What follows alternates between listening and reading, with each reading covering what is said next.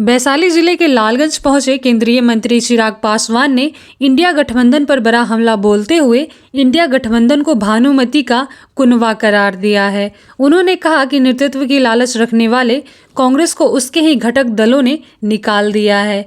ऐसे में यह गठबंधन भानुमति के कुनवे की तरह है, जिसमें कहीं का ईंट और कहीं का रोड़ा लगा था, जिसे गिरना ही था। वहीं तेजस्वी यादव के द्वारा बीते दिनों सोशल मीडिया पर एक वीडियो डाला गया था, जिसमें सरसों की खेत में तेजस्वी दिखाई दे रहे थे और वहां से राज्य की लॉ एवं ऑर्डर पर सवाल खड़ा कर रहे थे।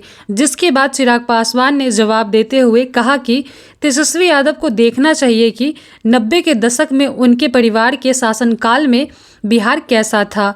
आगे उन्होंने कहा कि यह वही लोग हैं जिनके शासनकाल में बिहार को जंगल राज कहा गया था, जिसके समय में सबसे अधिक पलायन बिहार से हुआ था।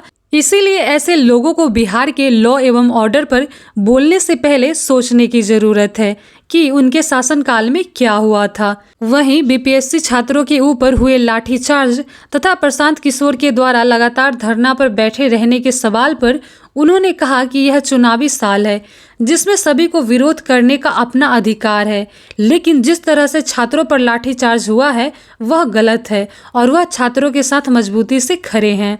बता दें कि लालगंज के रसूलपुर में चिराग पासवान अपने पार्टी के प्रदेश महासचिव के यहाँ एक निजी कार्यक्रम में शरीक होने पहुंचे थे। बीपीएससी अभ्यर्थियों को लेकर जो चल रहा है अभी, वो आपको किस रूप में देखते हैं उसको? छात्रों के साथ हम लोग पूरी मजबूती से खड़े हैं, किसी के साथ कोई अन्याय ना हो, इसका मैं हमारी सरकार इस बात को सुनिश्चित करने का हर संभव कार्य और प्रयास कर रही है। ऐसे में मैं इतना ज़रूर कहूँगा कि जिस तरीके से लाठीचार्ज की घटना घटी है ये गलत नहीं होना चाहिए, पर इतना भी ज़रूर है कि किसी भी छात्र के साथ कोई अन्याय नहीं होगा, ये विश्वास नजर। प्रशांत किशोर अनशन कर रहे हैं, 8वां दिन है आज। ठीक है, राजनीति में हर किसी को अपने अपने तरीके से विरोध करने का अधिकार है।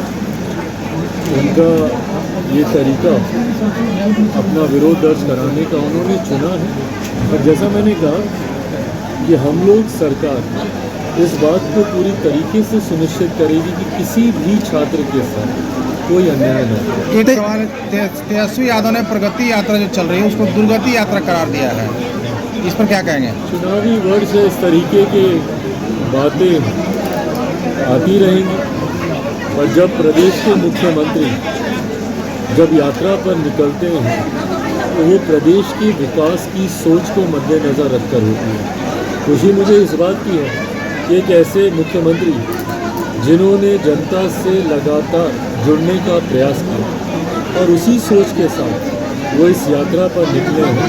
मैं मानता हूँ चुनावी वर्ष है, जनता की कई उम्मीदें सरकार से, मुख्यमंत्री से हैं। इस यात्रा से प्रदेश को, प्रदेशवासियों को लाभ मिलेगा, ये मैं जरूर मानता हूं। सर, तेजस्वी सरसों की खेत में घूम के एक बिहार की कानून व्यवस्था पे आरोप लगा रहे हैं, क्या कहेंगे? सवाल खड़ा कर रहे हैं। देखिए, कानून व्यवस्था पर इनको कम से कम बोलने का कोई अधिकार नहीं। ये वही हैं जिनके राज में 90 के दशक को जंगल राज कहा जाता है। ये वही लोग हैं जिनकी वजह से हमारे प्रदेश में पलायन सबसे ज़्यादा स्तर पर हुआ। ऐसे में जब ये लोग लॉ एंड ऑर्डर के ऊपर जब ये लोग सवाल उठाते हैं तो पहले खुद को उनको देखना चाहिए कि 90 के दशक में जब इनकी सरकार थी उस वक्त बिहार के क्या हालात। इंडिया गठबंधन को खत्म कर दिया। तेजस्वी यादव ने कहा है कि लोकसभा चुनाव तक ही इंडिया गठबंधन थी, इस पर कुछ कहेंगे आप?